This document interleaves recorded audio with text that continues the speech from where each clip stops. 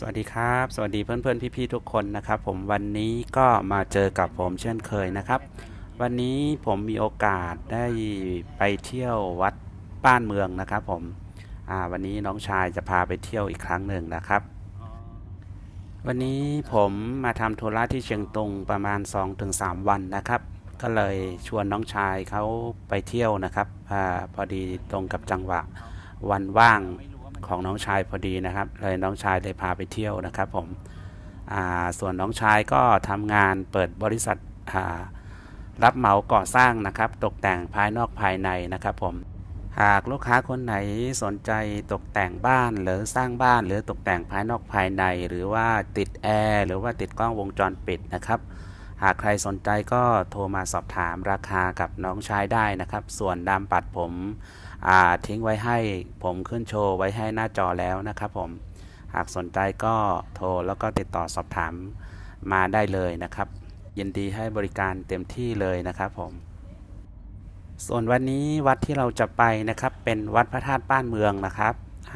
อยู่ห่างไกลจากตัวเมืองพอสมควรนะครับไปทาง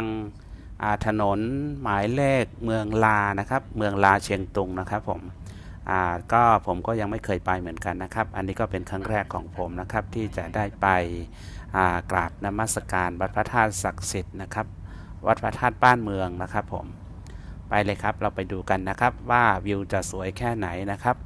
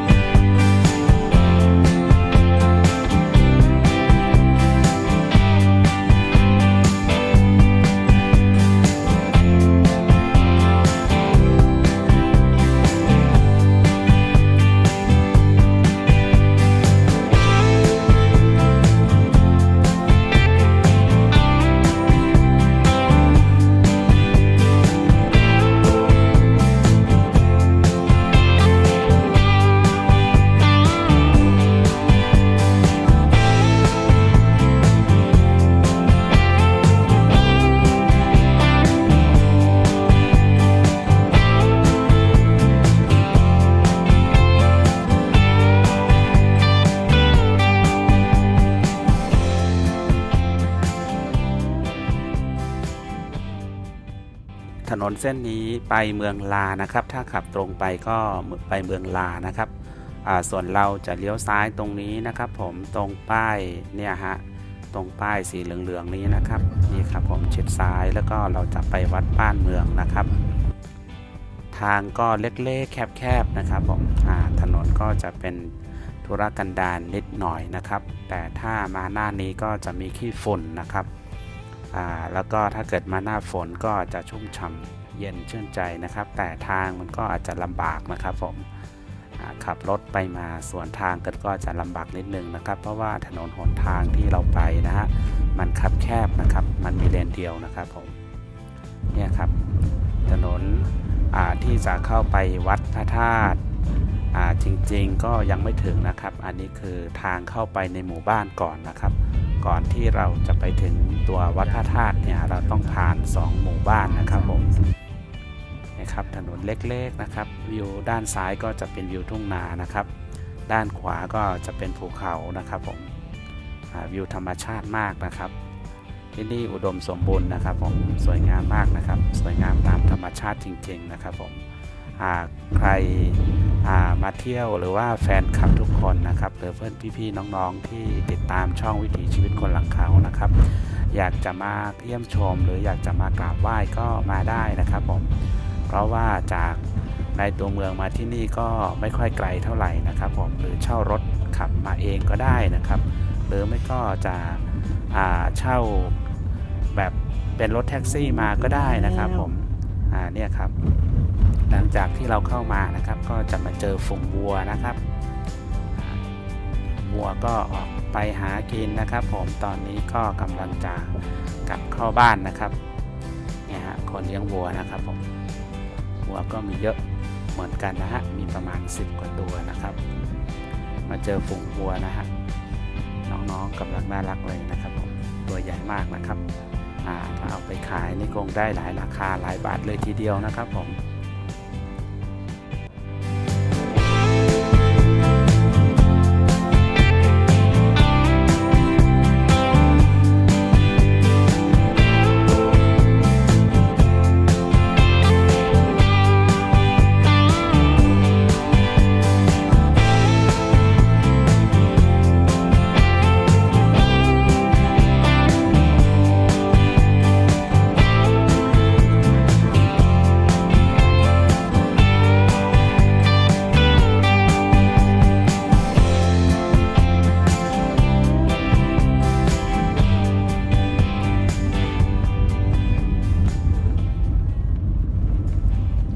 น้องบอกว่าขับตรงไปนะครับ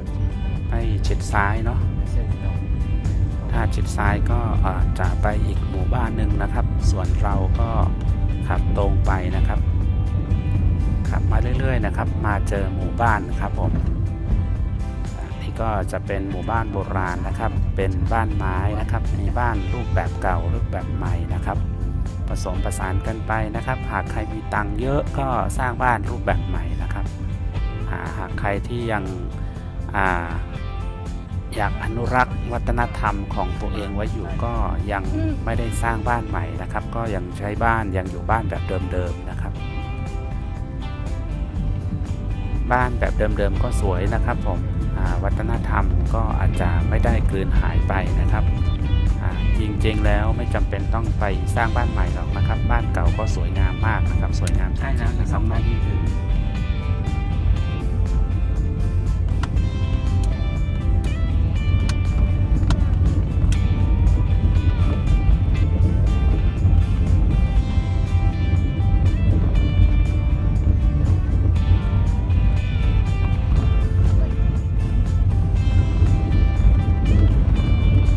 จากที่ขับมาเรื่อยๆนะครับก็เราก็จะมาเจออีก1หมู่บ้านนะครับหมู่บ้านนี้ก็สวยงามนะครับบ้านเรือนก็มีทั้งแบบเก่าแบบใหม่ผสมผสานกันไปนะครับบ้านนี้หากมีโอกาสนะครับหากมีโอกาส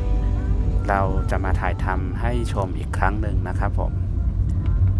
ส่วนด้านขวามือนี้ก็จะเป็นวัดนะครับ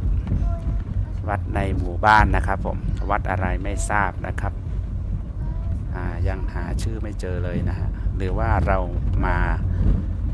คนละทางกับทางเข้าวัดนะครับเราอาจจะมาด้านหลังวัดก็เลยหาชื่อวัดไม่เจอนะครับผมเนี่ยฮะอันนี้ก็คือขับเลาะตามหมู่บ้านมานะครับผมเป็นตะเกียบหมู่บ้านนะครับอยู่ด้านหลังหมู่บ้านเลยนะฮะขับมาเรื่อยๆนะครับตรงนี้ก็จะมี2หมู่บ้านนะครับถัดจากนี้ไปก็จะไปเจออีกหมู่บ้านหนึ่งนะครับผม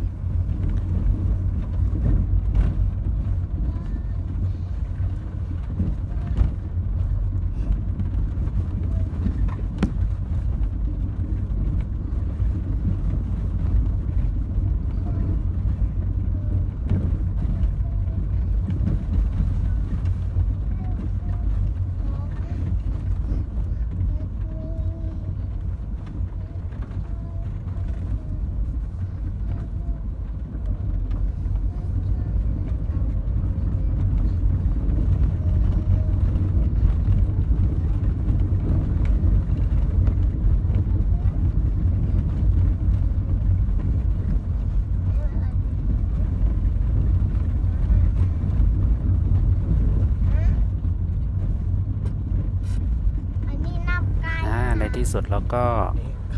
มาถึงทางเข้าวัดพอดีนะครับหลังจากที่เราข้ามแม่น้ำมานะครับเราก็จะขับรถขึ้นเขาเลยนะครับผมตรงนี้ก็จะขึ้นไปวัดพระธาตุนะครับอันนี้คือถนนหนทางไปวัดพระธาตุนะครับผมวัดพระธาตุศักดิ์สิทธิ์บ้านเมืองนะครับ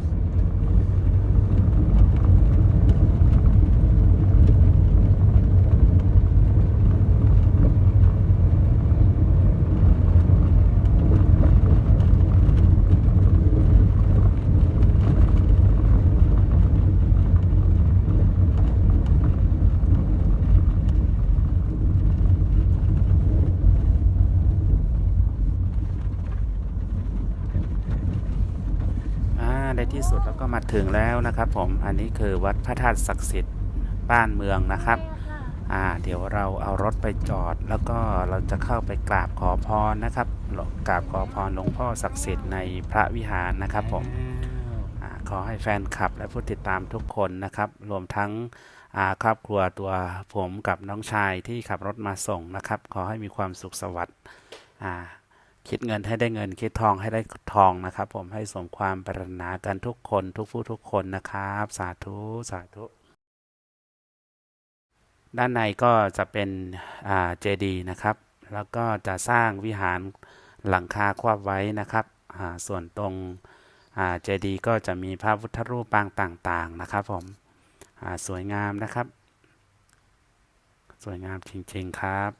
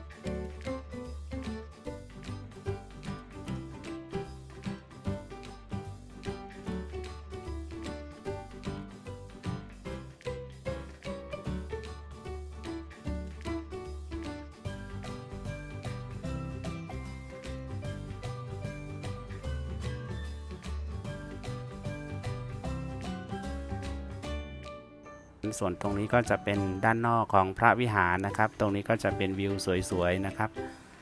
ตรงนั้นก็จะเป็นแม่น้ำเขินนะครับแม่น้ำเขินไหลผ่านทุ่งนานะครับผมสวยงามมากนะครับทิวทัศน์นี้แบบธรรมชาติสดๆเลยนะครับผมชมความงามด้านนอกกันต่อนะครับหลังจากที่เราชมด้านในเรียบร้อยแล้วแล้วก็มาชมด้านนอกกันต่อนะครับผมตรงนี้สวยงามมากนะครับเดี๋ยวถ่ายไปเรื่อยๆนะครับว่าวิวจะสวยงามยังไงนะครับชมไปเรื่อยๆนะครับอย่าเพิ่งเบื่อนะครับบอกได้เลยว่าวัดนี้นะครับสวยงามวิวสวยจริงๆนะครับจะมาซีซั่นไหนก็สวยนะครับตอนที่ช่วงนี้ก็เป็นหน้าแรงนะครับผมหลังจากที่ชาวบ้านเขาเก็บเกี่ยวข้าวหมดแล้วทุ่งนาก็จะเหลืองแบบนี้นะครับมีแต่ตัวตอสั่งนะครับเหลือไว้แต่ตอสั่งนะครับผมถ้ามาในช่วงฤดูฝนก็จะมีข้าวเขียวขจีไปหมดเลยนะครับผมก็จะสวยอีกในรูปแบบหนึ่งนะครับ